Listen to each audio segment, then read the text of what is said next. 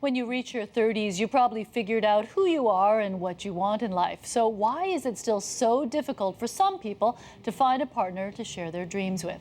Canada AM's Seamus O'Regan gives us a look at one woman's search for Mr. Right.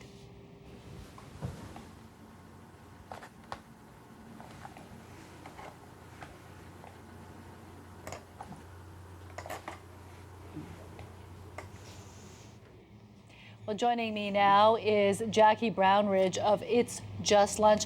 Jacquie, why are so many people having such difficulty meeting the right partner? Well, these days people are really busy. Most of our clients come to us because in their day-to-day life they just don't have time. They don't go to bars, and when they're traveling during the week, it just doesn't leave a lot of time to find Mr. or Mrs. Right. So what are some tips that you have for people to increase their odds of finding the right partner? Oh, there's a lot of things you can do. First of all, I'd say shake up your routine a little bit. Go to a different coffee shop, and when you're there, be engaging. Talk to somebody. Strike up a conversation. Number two is smile. Be approachable in the elevator, at the gym, wherever you go. Number three is dress for success. And you know that when you feel like you look good, you have that extra little sparkle, and people do notice.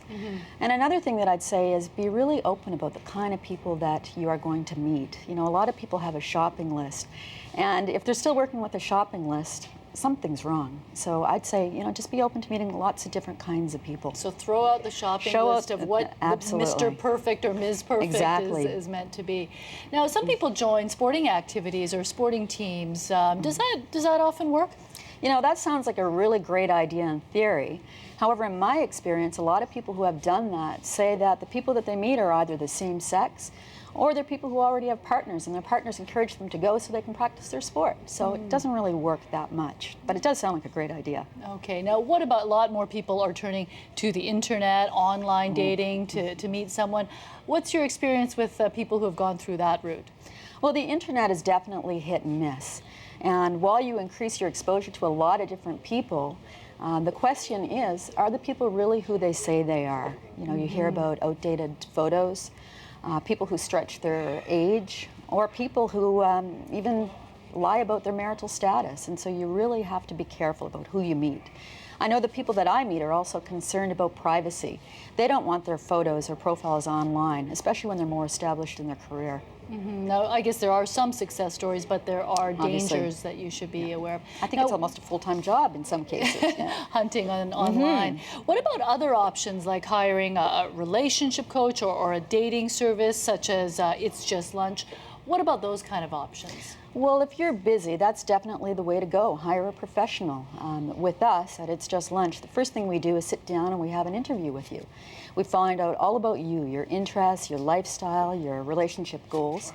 And the second thing is that it's completely confidential. Again, there are no photos or public profiles online.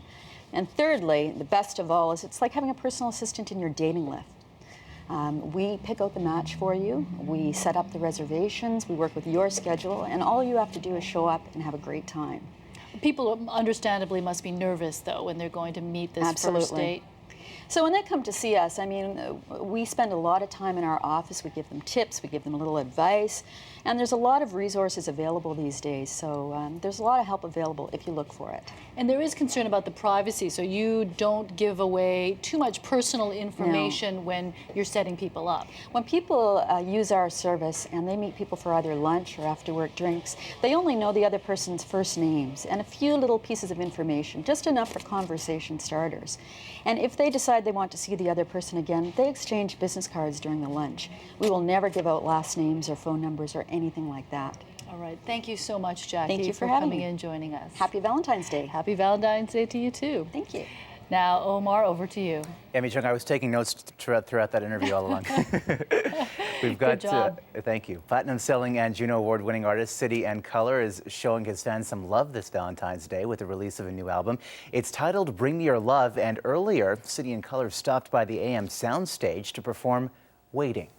A cold